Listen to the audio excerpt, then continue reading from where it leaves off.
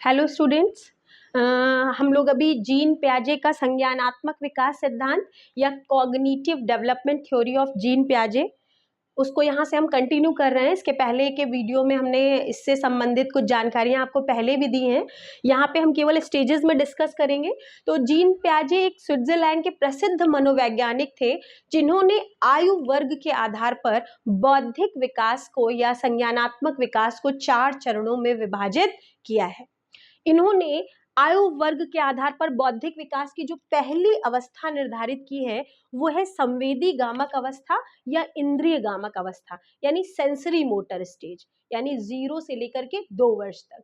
तो अगर हम प्रैक्टिकली सोचें तो इस अवस्था में भाषा विकास को कोई खास महत्व नहीं दिया गया है, क्योंकि अधिकांश रूप से इस अवस्था में बच्चे में भाषा का विकास देखने को नहीं मिलता है। ठीक है, क्योंकि बच्चे में भाषा का विकास नहीं होता है।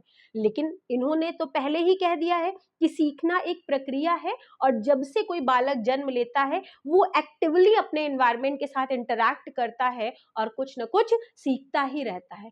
तो इन्होंने कहा कि इस अवस्था में बालक का जो अधिगम होता है वो अपने सेंसेस के थ्रू होता है। जैसे हमारी जो सेंसरी ऑर्गन्स होते हैं उनको गेटवे ऑफ नॉलेज भी कहा गया, यानी संवेदी अंगों को गेटवे ऑफ नॉलेज कहा गया है। यानी इस अवस्था में भाषा का विकास न होने के कारण बालक अपने सेंसेस के द्वारा सीखता है, यानी आंखों से वो चीजों को देखता है, उसे पहचानता है, नाक से वो स्मेल करता है, कानों से वो चीजों को सुनता है और अपने माइंड में स्टोर करता है, जीभ से वो तरह तरह के टेस्ट लेता है और स्किन के द्वारा वो सर्दी गर्मी इस तरह के मौसम को भी फील करता है। यानी संवेदी अंगों के द्वारा यहाँ पे जो लर्निंग का प्रोसेस होता है वो सेंसरी ऑर्गन्स के थ्रू होता है। ठीक है, इसके बाद चूंकि बच्चे में भाषा का विकास नहीं होता है तो जो बच्चे के बॉडी ऑर्गन्स होते हैं, यानी जो बच्चे की इंद्रियां होती हैं, तो सर्वाधिक रूप से इंद्रियों के प्रयोग द्वारा अधिगम किस अवस्था में होता है?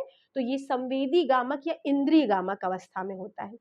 जैसे आपने देखा होगा कि बच्चा जब भी किसी नई चीज को देखता है तो उसे छुएगा, तोड़ेगा, पटकेगा, मुंह में डालेगा, यानी हर तरह से वो उसके बारे में जानकारी प्राप्त करने की कोशिश करता है। तो सर्वाधिक रूप से अपने बॉडी ऑर्गन्स का यूज करके जो लर्निंग होती है वो किस अवस्था में होती है? संवेदी गामक या इंद्रिय गामक अवस्था में पाई जाती है। इस अवस्था में क्या होता है कि बच्चा संवेगों का यानी इमोशंस का भी यूज करता है, यानी बच्चा अपने भावों तथा विचारों को चूंकि भाषा के माध्यम से रिप्रेजेंट नहीं कर पाता है तो संवेगों के माध्यम से वो अपने भावों तथा विचारों की अभिव्यक्ति करता है। जब वो गुस्से में होता है तो पैर पटकने लगता है, जब उसे कोई चीज नहीं मिलती है तो वो रोने लगता है। इस तरह के इमोशंस को वो प्रेजेंट करता है, यानी इमोशंस के थ्रू वो अपने ज्ञान और अनुभवों को अभिव्यक्त करने की कोशिश करता है। इस अवस्था में बालक का जो अधिगम होता है, यानी सीखने का जो तरीका है या प्रोसेस है, वो थॉर्नडाइक के प्रयास व त्रुटि के सिद्धांत पर यानी ट्रायल एंड एरर थ्योरी पर आधारित होता है। बालक बार बार प्रयास करता है, बार बार गलतियां करता है, लेकिन धीरे धीरे वो गलतियां करते करते सीखने लगता है या सीखता रहता है। नेक्स्ट जो इम्पोर्टेंट टॉपिक पॉइंट है इस अवस्था का, उसमें ये आता है कि इस अवस्था में बच्चे में ऑब्जेक्ट स्टेबिलिटी यानी वस्तु स्थायित्व की भावना का विकास हो जाता है। यानी जो चीज बच्चे के आसपास होती है वो उन चीजों को रंग, रूप, आकार इत्यादि से पहचानने लगता है। जैसे सपोज बच्चा के पास कोई खिलौना होता है और वो उसको खेल रहा होता है, या सपोज प्रेजेंट आप एग्जांपल ले लीजिए, आप अपने बच्चे को अपना एक 1-1.5 साल का बच्चा है उसको आप अपना एंड्रॉइड फोन दे दीजिए, बच्चा उस फोन से खेलता रहता है और अचानक से आपको किसी से बात करनी हो और आप क्या करते हैं, एक स्क्वायर टाइप के बॉक्स से उस फोन को रिप्लेस कर देते हैं, यानी थोड़ी देर के लिए आप उसे पकड़ा देते हैं और मोबाइल फोन उससे ले लेते हैं। बच्चा 2 मिनट तक उसको ऐसे पलट उलट के देखता है और तुरंत उसके एक्सप्रेशन चेंज हो जाते हैं, यानी वो ये जानता है कि जो चीज अभी तक उसके पास थी ये वो वस्तु नहीं है, उसको भ्रमित किया गया और उसकी जगह कोई दूसरी वस्तु से पकड़ा दी गई है। वो तुरंत रोना शुरू कर देता है और जैसे ही आप दोबारा वो फोन उसे दे देते हैं और बच्चा 1-2 बार उसको पलट कर देखता है फिर वो सेटिस्फाइड हो जाता है। इसका मतलब वो अपने आसपास की वस्तुओं को रंग, रूप व आकार के थ्रू पहचानने लगता है कि जो चीज उसके पास थी ये वही है, यानी ये चीज यहाँ पर एग्जिस्ट करती है। तो ये क्या कहलाता है कि वस्तु स्थायित्व की भावना का विकास जो होता है वो भी बच्चे में संवेदी गामक या इंद्रिय गामक अवस्था में उत्पन्न हो जाता है। तो ये थी प्याजे की बौद्धिक विकास की पहली अवस्था, संवेदी गामक या इंद्रिय गामक अवस्था। तो क्वेश्चन आपसे ऐसे पूछा जाएगा कि मूल प्रवृत्त्यात्मक व्यवहार जो है वो प्याजे के अकॉर्डिंग किस अवस्था की विशेषता है? तो मूल प्रवृत्तियों को संवेगों से जोड़ा गया है, तो यहाँ पर जो अवस्था जाएगी वो संवेदी गामक या इंद्रिय गामक अवस्था जाएगी। किस अवस्था में बालक अपने संवेदी अंगों का प्रयोग करके अधिगम करता है? तो भी संवेदी गामक अवस्था है। सर्वाधिक रूप से इंद्रियों का प्रयोग करके जो अधिगम होता है वो भी इसी अवस्था में होता है। वस्तु स्थायित्व की भावना का विकास किस अवस्था में पाया जाता है या विकसित होने लगता है? तो संवेदी गामक या इंद्रिय गामक अवस्था में इसे देखने को मिलता है। इसके बाद प्याजे के अकॉर्डिंग बौद्धिक विकास की जो दूसरी अवस्था होती है वो है हमारी पूर्व संक्रियात्मक अवस्था यानी प्री ऑपरेशनल स्टेज, यानी 2 वर्ष से लेकर के 7 वर्ष तक। हालांकि बाद में प्याजे ने इसे 2 चरणों में डिवाइड भी किया है, लेकिन जो कंप्लीट चरण है वो है पूर्व संक्रियात्मक अवस्था 2 वर्ष से लेकर 7 वर्ष तक। तो पहला और सिंपल क्वेश्चन, सर्वाधिक रूप से भाषा का विकास किस अवस्था में होता है? तो हमने प्रैक्टिकली क्या देखा है कि 2 वर्ष के बाद बच्चा लगभग बोलना शुरू कर देता है और 7 वर्ष तक लगभग बच्चा हर बात को कहना सीख जाता है। तो सर्वाधिक रूप से जो भाषा का विकास होता है वो किस अवस्था में होता है? वो है आपकी पूर्व संक्रियात्मक अवस्था। यहाँ पे एक पॉइंट और होता है कि बच्चा मूर्त वस्तुओं और घटनाओं, मूर्त का मतलब होता है जो चीजें मेरे सामने होती, जिन्हें हम देख सकते हैं, जिन्हें हम छू सकते हैं, ऐसे ऑब्जेक्ट्स आपके मूर्त ऑब्जेक्ट्स कहलाते हैं। तो इस अवस्था में बच्चा मूर्त वस्तुओं या घटनाओं के प्रति विचार या चिंतन करने लगता है, सोचने लगता है। लेकिन इसकी जो ये थॉट प्रोसेस होता है वो लॉजिकल नहीं होता है, यानी इस अवस्था में बच्चे में अतार्किक चिंतन यानी इलॉजिकल थॉट्स पाया या इलॉजिकल थिंकिंग पाई जाती है। तो ये क्वेश्चन कई बार आपको कंफ्यूज करेगा। अगर क्वेश्चन आता है कि मानसिक विकास की किस अवस्था में बालक वस्तुओं और घटनाओं के प्रति तार्किक चिंतन करता है, तो आपको ध्यान रखना है कि वो फिर पूर्व संक्रियात्मक अवस्था नहीं हो सकती, क्योंकि इस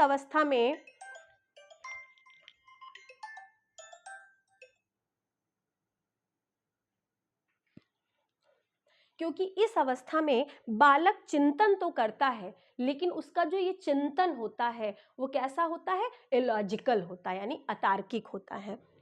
ठीक है। इसके बाद नेक्स्ट जो हमारा पॉइंट है कि इस अवस्था में बच्चे में गणितीय इकाइयों का बोध नहीं होता, यानी जो मैथमेटिकल यूनिट्स होती हैं उनका बोध नहीं होता है। इस कारण से बच्चे में मुद्रा के संप्रत्यय यानी कंसेप्ट ऑफ मनी का विकास नहीं होता है।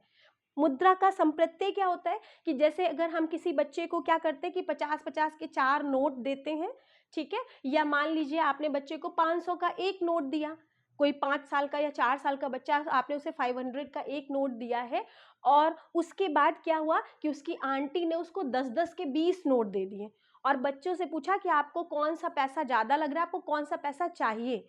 अब बच्चा क्या देख रहा है? नंबर्स के अकॉर्डिंग देख रहा है कि इसकी क्वांटिटी हमें ज़्यादा दिख रही है और इसकी क्वांटिटी हमें कम दिख रही है।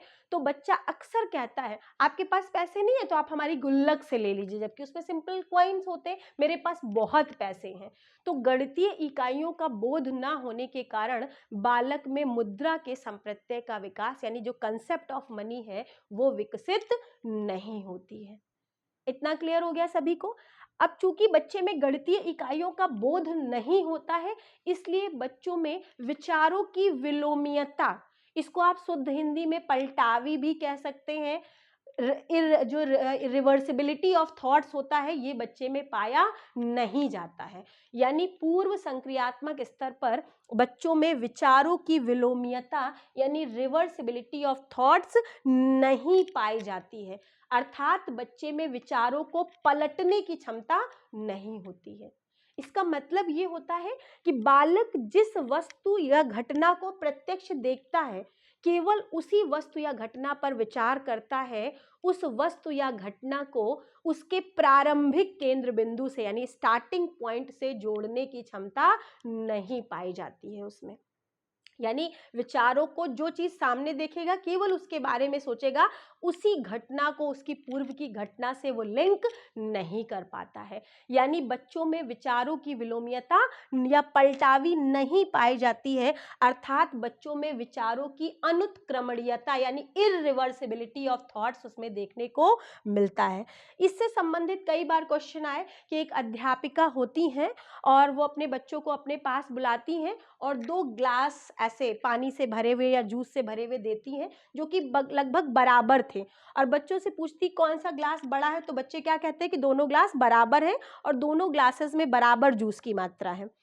उसके कुछ समय के पश्चात वो टीचर क्या करती है, बच्चों के सामने ही उन दोनों ग्लासेस का जो जूस होता है, एक ऐसे पतले और लंबे आकार के ग्लास में पलट देती हैं और एक ऐसे चौड़े आकार के ग्लास में पलट देती हैं। तो रिजल्ट आप सभी को पता है कि जो पतला और लंबा वाला होगा वो पूरा ऊपर तक फिल हो जाएगा और जो चौड़ा ग्लास होगा वो आधा ही भरता है।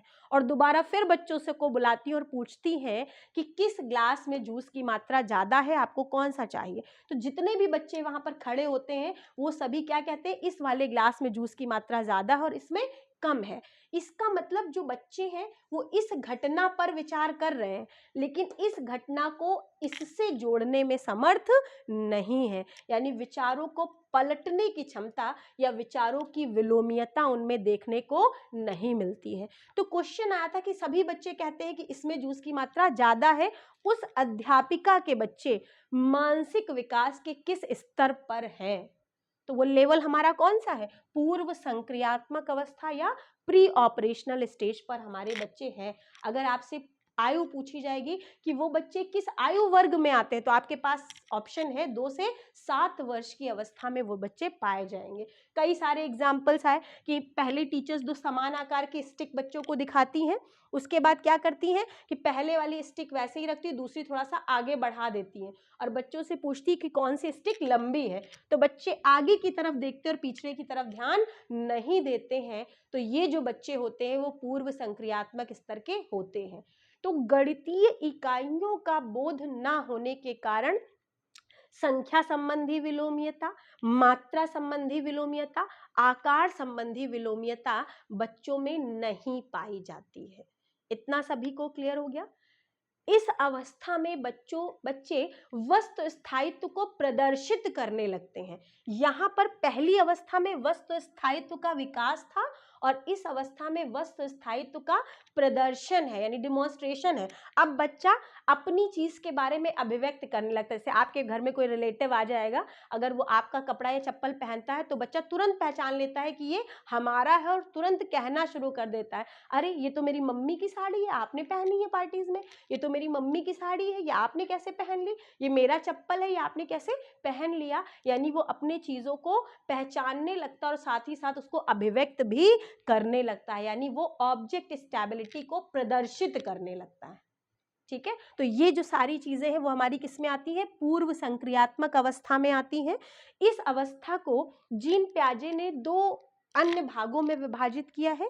पहली है पूर्व प्रत्ययात्मक अवस्था यानी प्री कंसेप्चुअल स्टेज, जो कि 2 वर्ष से लेकर 4 वर्ष तक होती है, और दूसरी है आंत प्रज्ञ काल यानी इंट्यूटिव स्टेज, ये 4 वर्ष से 7 वर्ष तक की अवस्था मानी गई है।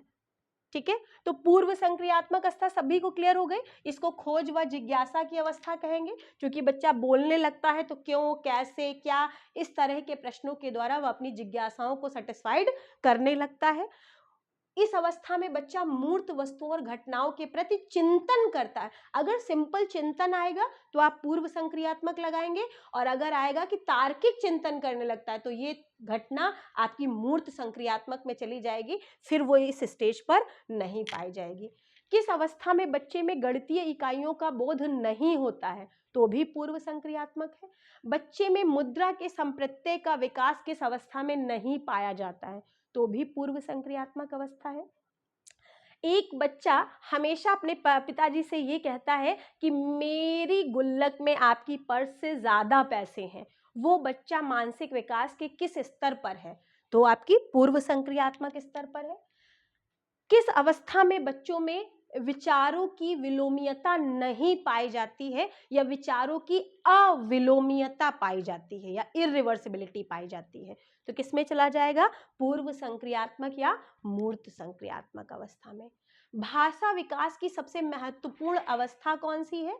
तो पूर्व संक्रियात्मक अवस्था है। किस अवस्था को जीन प्याजे ने दो उप अवस्थाओं में विभाजित किया है? तो वो पूर्व संक्रियात्मक अवस्था है। दो उप अवस्थाएं कौन कौन सी हैं? पूर्व प्रत्यात्मक अवस्था या आंत प्रज्ञ अवस्था के नाम से भी जाना जाता है। मानसिक विकास के किस स्तर पर बालक केवल प्रत्यक्ष वस्तुओं और घटनाओं के प्रति विचार करता है, उस वस्तु या घटना को उसके प्रारंभिक केंद्र बिंदु से जोड़ने में सफल नहीं हो पाता है? वह बालक मानसिक विकास के किस चरण पर होता है?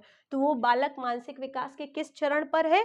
पूर्व संक्रियात्मक अवस्था या प्री ऑपरेशनल स्टेज पर पाया जाता है। या एग्जाम्पल बेस्ड भी क्वेश्चन आपसे पूछे जा सकते हैं कि एक अध्यापिका मिट्टी की समान आकार की दो गेंदें या वजन बराबर है, दो गेंदें बच्चे को दिखाती हैं और बच्चों से पूछती हैं कि दोनों में से किसका वजन ज्यादा होगा? तो बच्चे कहते हैं दोनों बराबर है, दोनों का वजन ज्यादा होगा। इसके बाद वो अध्यापिका क्या करती है? उस गीली मिट्टी की एक गेंद को ऐसे चपटा कर देती हैं और दूसरे को वैसे ही रहने देती है और बच्चों से पूछती हैं कि अब किसका आकार बड़ा है और किसका वजन ज्यादा होगा। तो बच्चे कहते हैं कि उस चपटी गेंद का आकार बड़ा हो गया इसलिए इसका वजन ज्यादा होगा। ये जो बच्चे हैं वो मानसिक विकास के पूर्व संक्रियात्मक स्तर पर होते हैं। इतना क्लियर हो गया सभी को? हम नेक्स्ट वीडियो में दो और जो स्टेजेस हमारी बची हैं उन्हें हम क्लियर करेंगे। ओके।